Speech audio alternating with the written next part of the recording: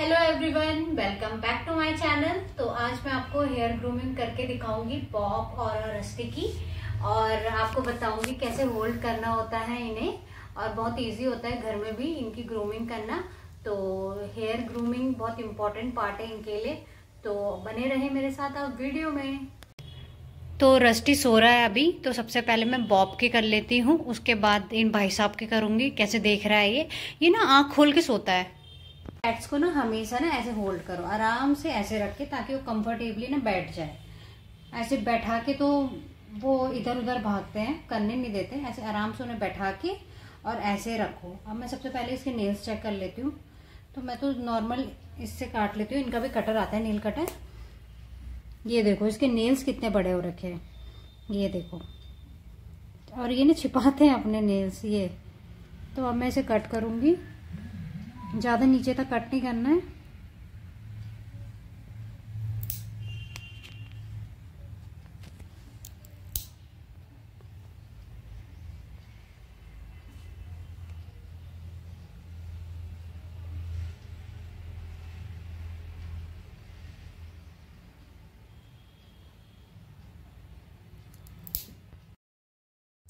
तो मैं तो इनके नेल्स अपनी नेल कटर से कट कर लेती हूँ, लेकिन इनके लिए एक ना अलग से आता है कटर, तो आप वो परचेज कर सकते हैं। आपके लिए ज़्यादा ईज रहेगा, वरना इससे भी काम चल सकता है, ऐसा कुछ नहीं है। बस आपको पता होना चाहिए कि कितने नाखून काटने हैं इनके। तो इनके नाखून ना क्या कहते हैं, ज़्यादा नीचे तक नहीं काटने होते, हल्का सा ही ट्रिम करना होता है। और अगर आपको जैसे डर लगता है तो बस सिंपली आप ना नेल्स की फाइलिंग कर सकते हैं, वो ज़्यादा अच्छा रहता है। तो मैं ऐसे सारे नेल्स काट लेती हूँ। पैर के नाखून तो इतने बड़े नहीं होते इनके, तो थोड़ा थोड़ा पैर के भी कट कर लेती हूँ। तो जो इनके पॉ होते हैं ना, पॉ के अंदर बहुत ज़्यादा बाल की ओवर ग्रोथ हो जाती है। अब क्योंकि ये इतना ज़्यादा तो चलते फिरते हैं नहीं, जो जंगली बिल्लियाँ होती हैं वो इधर उधर जाती रहती हैं, तो उनके जो हेयर ग्रोथ होती है ये पाँव के नीचे, तो वो इतनी होती नहीं है, तो उन्हें तो ज़रूरत पड़ती नहीं है। लेकिन अब ये इंडोर्स में रहती हैं बिल्लियाँ, तो इनके ना ओवर ग्रोथ हो जाती है। ये देख सकते हैं, ये हाथ भी नहीं दिखा रहा है अपना। तो इसके जो अंदर होता है ना, बहुत सारी गंदगी मिट्टी विट्टी भर जाती है, और जैसे ये इनका क्लम्प सैंड होता है वो भी अंदर चला जाता है। तो इसलिए ये कट करना बहुत ज़रूरी है। और ये बस थोड़ा थोड़ा साइड से कट कर लेना है, और थोड़ा ही इसके अंदर जितना भी हेयर है एक्स्ट्रा हेयर, उसको सीजर से कट कर ले। वैसे तो मैं आपको सजेस्ट करूंगी आप ट्रिमर यूज़ करें। ट्रिमर बहुत इजी रहता है करने में, और जल्दी भी हो जाता है। ये थोड़ा टाइम कंज्यूमिंग है सीजर से, लेकिन मुझे आदत पड़ गई है सीजर से करने की, तो मैं सीजर से ही करती हूँ। तो ऐसे ऐसे करके मैं पूरा ट्रिम कर लूँगी अच्छे से। और थोड़ा सा ना मैं शेप भी दे देती हूँ हल्का सा ऊपर से, ज़्यादा नहीं काटने होते हैं आपको एक्सेसिव, थोड़े थोड़े ही काटने हैं। तो आराम से, जो कैट होती है ना वो थोड़ी इरिटेट हो जाती है, इसीलिए आपको क्या करना है, इसकी ग्रूमिंग टाइम टू टाइम करनी है, ताकि इन्हें भी आदत बनी रहे। और जब ये थोड़ा इरिटेट से हो जाए तो इन्हें थोड़ा सा रेस्ट भी दे दो, ताकि इधर उधर जा ले। तो मैं ऐसे ही ये जो आगे का पोर्शन है इसको मैं बस थोड़ा शेप दे रही हूँ ऊपर से, जितना ज़रूरी है। तो आजकल इनके लिए ना मॉइस्चराइज़र भी अवेलेबल है, आप ट्रिम करने के बाद इनके पॉ में लगा सकते हैं मॉइस्चराइज़र भी। तो ये देखो मुझे मिला हेयर का क्लम्प, पूरा ऐसा गुच्छा सा बना हुआ था। तो ये ना कॉम्ब अच्छे से करने नहीं देता, तो इसलिए इसके क्लम्प बन जाते हैं। तो क्लम्प का बस कोई ट्रीटमेंट ऐसा है नहीं, आपको ना बाल ट्रिम कर लेने वहाँ से, या फिर आप सीजर से कट कर लें।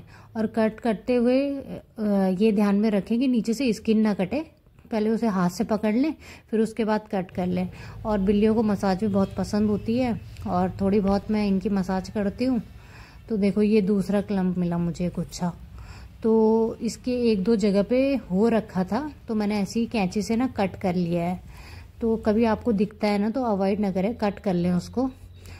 और अगर आप रेगुलर ब्रशिंग करते हैं तो नहीं गुच्छे बनते हैं, इसीलिए पर्शियन कैट की ना कॉम्ब करनी बहुत ज़रूरी है डेली बेसिस में, वरना ऐसे ही गुच्छे बन जाते हैं बालों के, फिर उसका कोई वो नहीं है, बस उसको कट कर लो।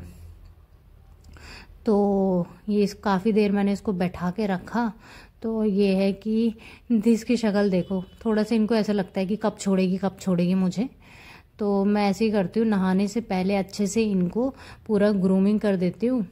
हाँ, और एक और चीज़ है कि इनके जो मूछें होते हैं ना, आप कभी इनकी मूछें मत काटिए, क्योंकि इनकी मूछों में ना सेंसरी नर्व्स होती हैं। इसकी वजह से ना ये सूंघने में इनको बहुत हेल्पफुल रहता है। ये देखते इतना नहीं है जितना ये सूंघते हैं। ये खाना भी सूंघ के और फिर पहचानते हैं कि हाँ यहाँ खाना है, या कुछ भी चीज़ है ये सूंघेंगे। तो ये बहुत इंपॉर्टेंट पार्ट है इनका, तो कभी भी इनकी मूछें मत काटिए। और एक और चीज़ जो मैं आपको बता रही हूँ, जो इनके एनल पार्ट के साइड में हेयर्स होते हैं, एक्स्ट्रा हेयर्स, तो वो आप काट सकते हैं वो भी। क्योंकि क्या होता है ना, कई बार जब ये यूरिन करते हैं या फिर स्टूल पास करते हैं तो रह जाता है, लग जाता है बालों में जब ये बैठते हैं। तो अगर लॉन्ग हेयर है आपकी कैट के, तो वो भी कट कर लीजिए आप, तो ज़्यादा सही रहता है। तो रस्टी को मैंने बैठा दिया है, ये काफ़ी कोऑपरेटिव है वैसे, ये बॉब से ज़्यादा कोऑपरेटिव है। तो अब मैं इसके काटूंगी सेम वही नेल्स वगैरह। हाँ, इसकी ये बात अच्छी है कि इसके कभी भी ना गुच्छे नहीं बनते बालों के, क्योंकि इसकी मैं कॉम्ब करती हूँ अच्छे से, रेगुलर ब्रशिंग करती हूँ। ये करने देता है, ये एंजॉय करता है काफ़ी, तो इसके कहीं गुच्छे उच्छे नहीं रहते हैं। आप जैसे रखोगे वैसे ही रहेंगे पेट भी, आपको ध्यान। अब ये होता है ना, हर पेट एक जैसा नहीं होता, किसी को ज़्यादा केयर की ज़रूरत पड़ती है, किसी को नहीं करनी पड़ती इतनी केयर। अब जैसे रस्टी है, रस्टी को ना इतनी केयर की ज़रूरत नहीं है, बस इसके मैं अंदर के बाल काट देती हूँ। देखो ये गंदे हो जाते हैं पैर ना, नीचे के बाल इसके, तो हमें ही सफाई रखनी पड़ती है। जो बाकी का होता है ये कैट खुद को क्लीन रख लेती हैं, बाकी जितना रह जाता है वो हमें क्लीन करना ज़रूरी है। क्योंकि अब ये आपको पता ही है, कार्निवोर्स होते हैं और बाकी इनको ऐसे मिट्टी में खेलना पसंद होता है, तो ये मिट्टी लगा लेती हैं। अब इस चीज़ का तो हम क्या कर सकते हैं, इसमें हम बस सफाई रख सकते हैं इसकी। तो हफ्ते में जैसे, या फिर 2 हफ्ते में, आपको जब टाइम लगे तो इनके एक्स्ट्रा हेयर रिमूव कर दें, ट्रिम कर लें। और अच्छे से देखो, अब मैं इनमें ना वाइप से साफ़ कर रही हूँ। तो ये देखो, आप ऐसे आपको कट कर लेना है, एक्सेसिव नहीं करना है कट। और ऐसे मैं कट कर लूँगी, बस हो गया साफ़।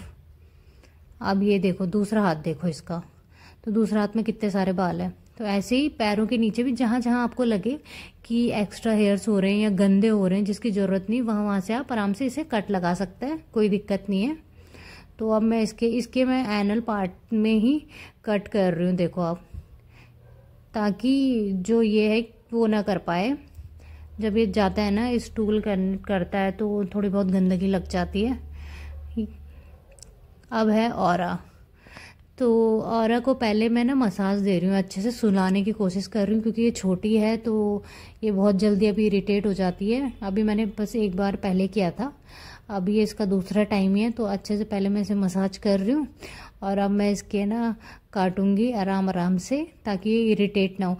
अब क्या होता है ना कि छोटा बच्चा होता है वो बहुत जल्दी इरिटेट हो जाता है। आपको ना ऐसे नहीं करना है कि काटना स्टार्ट कर देना है, आपको पहले उसे अच्छे से पकड़ना है, उसे सहलाना है।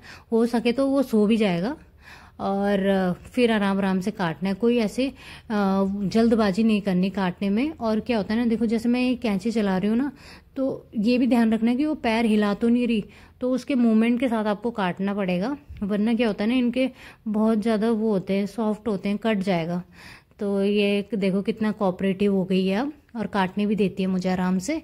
और मुझे अच्छा लगता है ऐसे इनकी ग्रूमिंग करना, और इनको भी बहुत मज़ा आता है, और ये इतना अच्छा रिलैक्स फील करते हैं, तो ये भी सो जाते हैं ऐसे ही। अब देखो मैंने इसके वाइप कर लिया है, तो कितना अच्छा लग रहा है अब देख के, साफ साफ एकदम पिंक पिंक दिख रहे हैं, विजिबल भी है। तो छोटा बच्चा होता है जो थोड़ा सा जैसे नेल्स बढ़ते हैं इनके, तो उसके साथ साथ इसकी पॉ के भी आपको हेयर्स रिमूव करने हैं, ताकि क्लीन रहे नीचे ना। तो इनको पर्शियन कैट को फंगल इन्फेक्शन होने के चांसेस ज़्यादा रहते हैं, तो आपको थोड़ा एक्स्ट्रा केयर करनी पड़ेगी इनके हेयर्स ग्रूमिंग की। टाइम टू टाइम आपको हेयर ग्रूम करने हैं इनके। और बाकी बॉडी के जो हेयर है वो भी आप साल में एक बार ट्रिम करवा सकते हैं, अगर आपको ज़रूरी लगे तो, जब ज़्यादा शेडिंग होती है उस टाइम पे। और ये आराम से बैठ गई है, करने दे रही है। नीचे देखो, आप देख सकते हो कितना गंदा हो रखा है, तो ऐसे ही हो जाता है गंदा। अब इस चीज़ को हम कुछ नहीं कर सकते, बस आप साफ ही रख सकते हैं। तो ऐसे अच्छे से मैंने इन्हें वाइप कर लिया है। हाँ, और एक और ज़रूरी चीज़ कि इनके लिए वाइप्स भी अवेलेबल है मार्केट में कैट्स के लिए, तो आप इसे यूज़ कर सकते हैं, काफ़ी यूज़फुल है।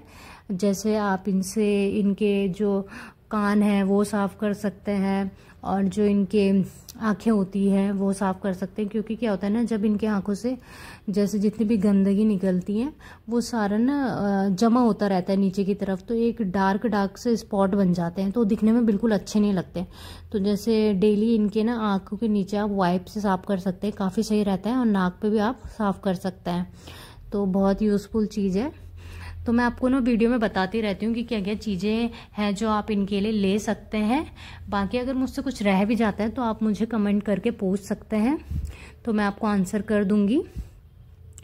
तो ये रही, इसका हो गया है लगभग ऑलमोस्ट पूरा। तो ऐसे ही आप भी किया कीजिए, आराम से इन्हें लेटा के, ताकि ये कंफर्टेबल पोजीशन में रहें और ना ये इरिटेट हो ना ये आपको इरिटेट करे। अब मैं इसके एनल पार्ट से भी कट कर रही हूँ, क्योंकि बच्चों का ज़्यादा लगता है तो थोड़ा हमें ध्यान रखना पड़ता है। तो आप मुझे बताना आपको मेरी वीडियो कैसी लगी, और अगर आपको अच्छी लगी हो मेरी वीडियो तो please like and comment. Channel पे नए हैं तो सब्सक्राइब माय चैनल। मिलती हूँ मैं आपको नेक्स्ट वीडियो में, बाय।